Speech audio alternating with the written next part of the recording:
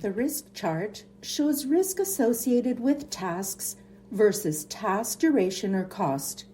The risk is expressed as the task standard deviation of task duration or cost, the maximum or minimum values and ranges, and the percentiles.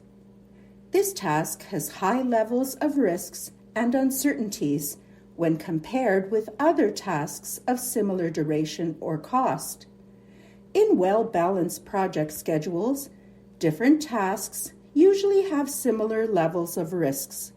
However, if the risks associated with a specific task are higher than that for tasks with similar duration or cost, these risks should be carefully analyzed and preferably mitigated.